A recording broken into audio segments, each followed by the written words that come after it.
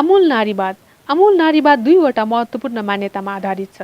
पहिलो मान्यता महिलालाई विश्वव्यापी रूपमा अवमूल्यन गर्ने र होच्याउने परम्पराको विरुद्धमा ल्याइएको हो। त्यसैगरी दोस्रो मान्यताले जुनसुकै संस्था र सङ्गठनभित्र पनि महिलालाई दबाइएको छ भन्ने मान्यता राख्दछ।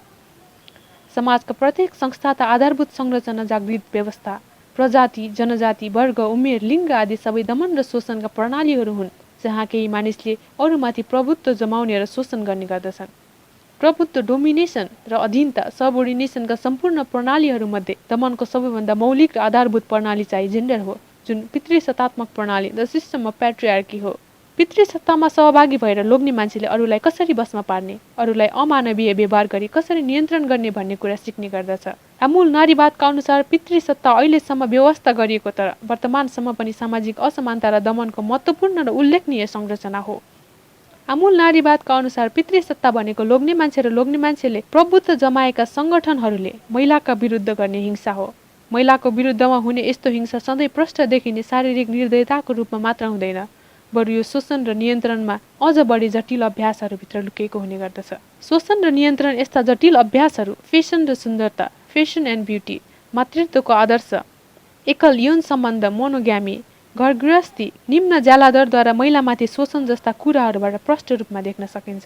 लोग्नेले घर परिवार छोडेर हिँडिदिँदा पनि महिलाले लोग्नेले तिरस्कार गरेका छोराछोरीहरूलाई समेत माया ममता दिई हुर्काउनु पर्ने, आफ्नो स्वतन्त्रता, चाहना, आकाङ्क्षा र अधिकार सबै छोडेर घर परिवारमै बाँच्नुपर्ने जुन मातृत्वको आदर्शको अपेक्षा महिलाबाट राखिन्छ, त्यो नै शोषणको माध्यम हो।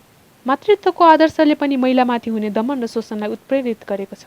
त्यसैगरी महिला विरुद्ध हुने हिंसा र पितृसत्ता बीच पनि गहिरो सम्बन्ध छ। पितृसत्तालाई कसरी परास्त गर्न सकिन्छ भन्ने सवालमा आमुल नारीवादले विभिन्न रणनीतिहरू प्रस्तुत गरेको छ। महिलाहरू सचेत रूपमा आपसमा सङ्गठित भई आफ्नो मूल्य र तागतको पहिचान गरी पितृसत्तात्मक दबावहरूलाई तिरस्कार गर्न थालेपछि मात्रै पितृसत्ताको पराजय सुरु हुन थाल्छ। महिलाहरूले आफूलाई कमजोर र दोस्रो दर्जाको नागरिक ठान्नु हुँदैन। आपसी मत भिन्नताहरू त्यागेर सम्पूर्ण महिलाहरू एकताबद्ध भई आपसी सहयोग, सद्भाव र विश्वासमा आधारित दिदी बहिनीत्व, सिस्टरहुडको स्थापना गरी पितृसत्ताको सामूहिक प्रतिकार गर्नुपर्दछ भन्ने मान्यतामा आमुल नारीवाद विश्वास गर्दछ। धन्यवाद।